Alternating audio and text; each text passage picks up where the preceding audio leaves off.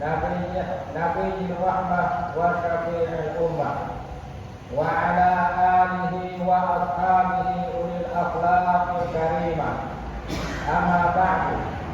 Fa ya ayyuhal mu'minun ittaqullaha la'allakum turhamun. Saudara sidang jemaat yang beriman sekalian, pada hari ini saya akan menghuraikan sedikit tentang akhlak atau moral yang merupakan unsur yang paling penting di dalam kehidupan manusia sehari-hari. Malahan budi pekerti yang baik itu bolehlah dikatakan suatu faktor yang utama untuk mencapai segala kemajuan dan kejayaan. Tetapi sebaliknya, maka yang menyebabkan kehancuran suatu umat itu adalah berpunca dari kejatuhan akhlak. Inilah dia setengah daripada hikmah junjungan kita Muhammad sallallahu alaihi wasallam dilantik menjadi pesuruh Allah Subhanahu wa taala di dunia ini untuk memimpin manusia sambil memperbaiki akhlak dan budi pekerti mereka yang sudah besar. Sebagaimana sebuah baginda, innama bu'ithu liutammima makarimal akhlak. Maksudnya, aku diutuskan untuk menyempurnakan budi pekerti yang mulia.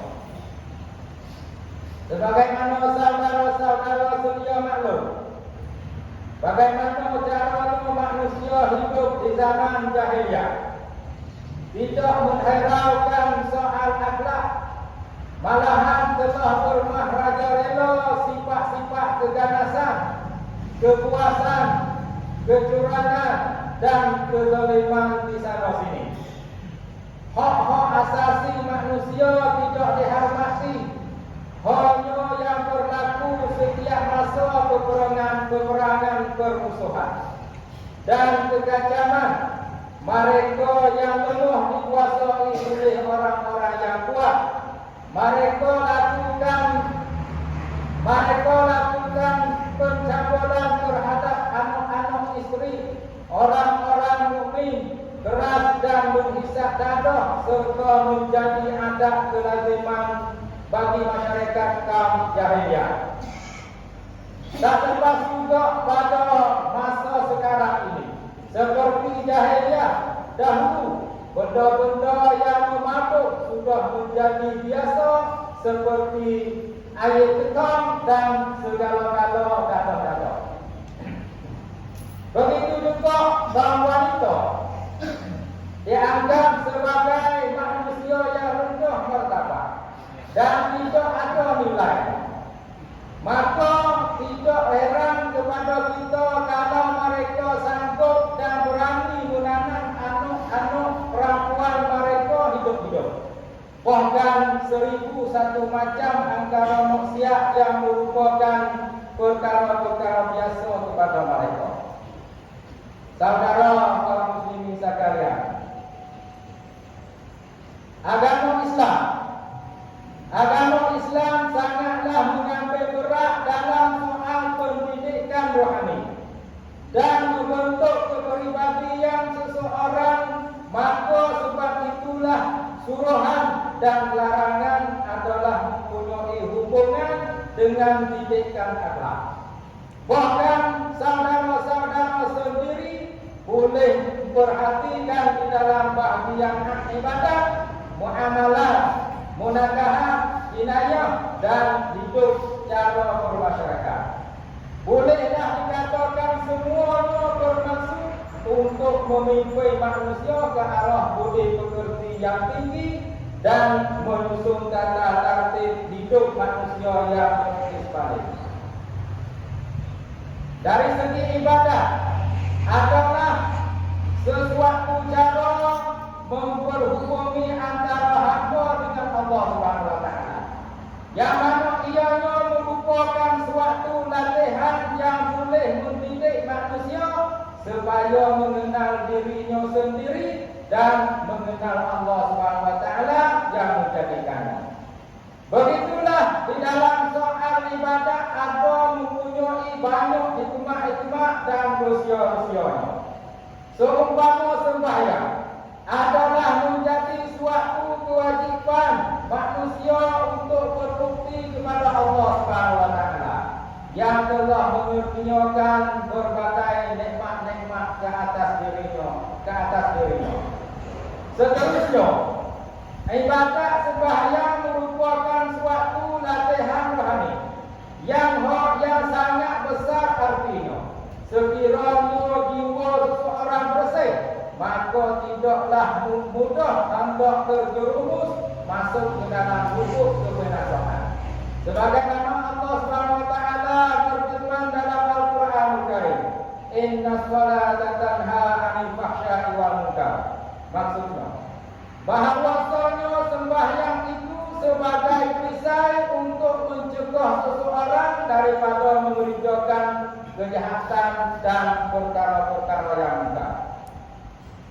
Di dalam suatu ayat yang lain Tuhan ada berfirman, "Aqimis sholata lidzikri." Maksudnya, kerjakanlah sembahyang supaya ingat kepada Aku. Maka dengan keterangan ayat-ayat yang tersebut tadi, dapatlah kita pahamkan bahawa mereka yang menunaikan ibadat sembahyang atau mempunyai didikan yang baik dan akhlak yang mulia.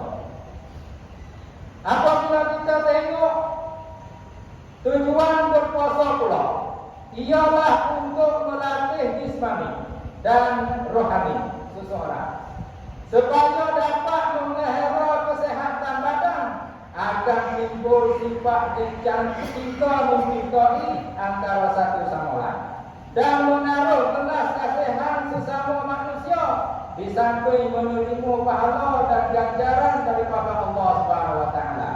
Begitu pula mengenai perkara zakat yang telah memainkan peranan yang sangat penting di dalam masyarakat Islam hari ini, sebagai melatih diri supaya bersifat belas kasihan kepada orang-orang fakir dan miskin, mengendalikan sifat pemurah, menjauhi daripada sifat kafir. Mudah-mudahan terjalin perasaan saling mengerti antara satu sama lain. Di dalam soal jual beli juga Islam sangat mengancam berat supaya tidak berlaku penyeleweng, penipu dan berbuat dusta. Seperti mana firman Tuhan dalam Al-Quran Al-Karim surah Al-An'am ayat 153, "Wa aqul kaila wal mizana bil qist." Maksudnya, sempurnakanlah sukatan dan timbangan dengan penuh keadilan. Saudara sidang rakyat yang hormat sekalian, ingatlah seseorang yang sanggup melawan hawa nafsunya yang jahat, maka berjayalah di dalam hidupnya. Inilah dia suatu jihad dan sebesar-besar pengorbanan untuk menegakkan kedaulatan Islam. Meskipun seseorang itu ada mempunyai pangkat kebesaran dan harta kekayaan yang mewah dan makmur, maka tidaklah menjadi ukuran untuk mencapai matlamat kebahagiaan hidupnya tanpa mempunyai akhlak yang baik. Selagi belum ada didikan rohani yang sempurna, pribadi yang bersih, serta mempunyai nilai-nilai akhlak yang dapat dibanggakan, dengan ini kita yakin dapatlah ada suatu generasi yang sehat di masa akan datang. A'udzubillahi minasyaitonir rajim. Wal takum minkum ummatun yad'una ilal khair wa ya'muruna bil ma'ruf wa yanhauna 'anil munkar wa ulaika humul muflihun. Barakallahu li wa lakum fil Qur'anil azim wa nafa'ani wa iyyakum bil ayati wa dzikril hakim wa taqabbalu wa minkum tilawatan innahu was-sami'ul 'alim. Usikum wa iyaya bi taqwallah faqad fazal